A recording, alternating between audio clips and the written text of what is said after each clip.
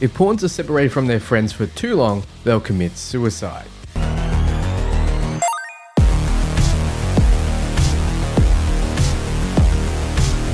Hey guys, Dantix here, bringing you some more top things you most likely didn't know about Dragons Dogma 2. I'm going to use new footage from Japanese live streams we won't get translated in the West. I'll talk gameplay, environments, combat pawns and more, so let's get right into it.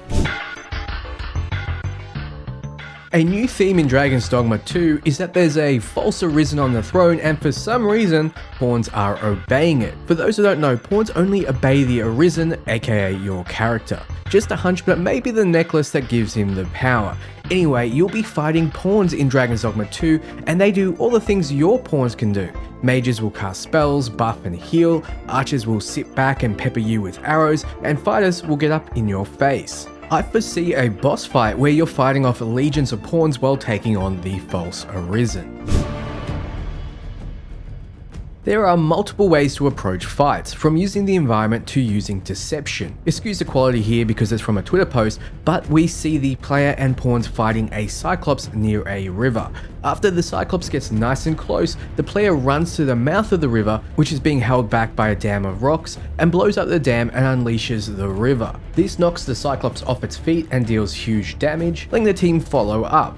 We've seen the same area before with IGN's coverage. Instead of engaging the beast first, they unleash the river from the start, sweeping the Cyclops much further down, dealing a third of its HP all at once. Considering how long it takes to beat larger enemies, this helps a lot. To give more Cyclops examples, you can throw them off balance. We see here the player dealing enough damage to push the Cyclops against the wall and throw it off. It's putting all of its weight on one leg, so unleashing damage on that leg knocks it to the ground hard, dealing tons of damage and letting the team lay into it, specifically hitting its head, which is its weak point. Tripping up beasts can be done in a variety of ways. Here's another Twitter video from the Japanese Capcom page showing that you can, if you put enough damage into one of its legs, knock a large enemy back.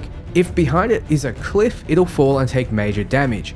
If it's a gap, like a space between a fallen bridge, the beast will attempt to save itself, throwing away its weapon and grabbing onto the ledge to form a makeshift bridge of sorts. This is another way to cross into areas you shouldn't be, but also, if you slash at the beast and make it lose its grip, it'll fall to its death. Here we see an image on the Japanese livestream explaining that you can lure enemies to a bridge and destroy it to take them all out. We see the host playing the game and attempting this. He lures a few goblins and then attacks the rope and stake holding the bridge up.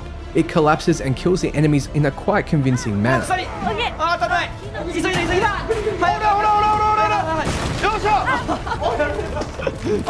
Naturally though, he's left one of his pawns on the other side, and one has to take her life because of it.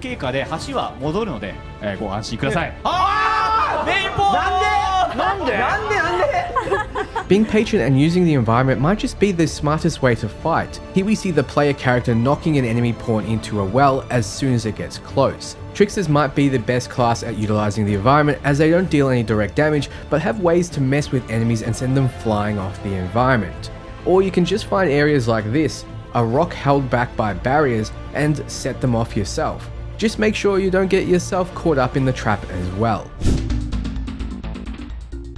Speaking of using the environment, enemies will also use traps. Here we see a goblin breaking a barrier to unleash a Temple of Doom boulder on you. It casually crushes two goblins on the way down, but the player sees it coming and sidesteps it. I could imagine these kinds of traps would be deadly if you're distracted. Enemies will also hide in bushes and other objects to ambush you. Here we see a goblin jumping out of a bush to attack the player. You're probably not always keeping a finger on a defensive button while exploring an area seemingly free of enemies, so you may take a hit or two from this tactic. Just like in Dragons Dogma 1, climbing an enemy's body is a fantastic way to do high damage to bigger enemies. You can reach their weak spots, cut off limbs, and more. It seems as though Thieves are especially good at this role, able to climb onto spots and unleash very quick attacks against weak spots. Since they're usually wearing lighter armor, they'll have less weight, therefore their stamina will drain slower, which means they'll be able to hold on for much longer. As you see, running out of stamina while holding onto a beast will make you drop off.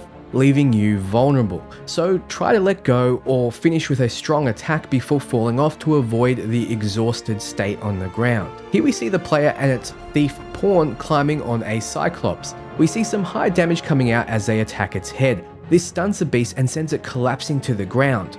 While it's there, the assault on its head continues and they burn through almost 2 large health bars at once, which would usually take quite a while if just slashing at its feet. Thieves also used to have a very spammable attack in Dragons Dogma 1 called Helm Splitter, but in Dragons Dogma 2, you're sent quite high into the air. A lot of the combo will miss shorter enemies, but against the large enemies, all will hit, and some will hit the head, dealing a lot of damage. Pawns will do many of the things they did in Dragons Dogma 1, except more advanced. Here's an example of a pawn leading you to a quest. They'll ask you to follow them, and they'll lead the way. Even when monsters interrupt you, they'll get back to leading the way after the fight, stopping after reaching a particular distance from you and waiting for you to catch up. Pawns helping you get to and complete quest objectives is a way the game can reduce UI clutter and make it more immersive instead of having map markers everywhere on the map and arrows over NPCs. Pawns will do their best to feel like a real member of the team. Here we see a pawn holding out their hand after a fight, and you can walk up to her and slap it.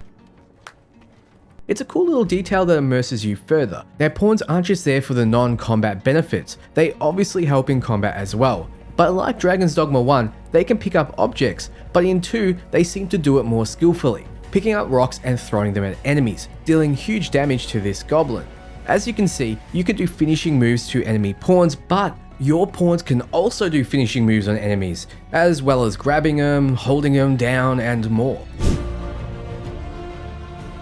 Pawns might have more tricks, but so do enemies. We knew harpies were a problem, but they may be more so in Dragons Dogma 2. Here we see them flying around, avoiding fighting while singing, shown by the waves around them. Whoever is being affected will have those waves around their character. After a short period, they'll fall asleep.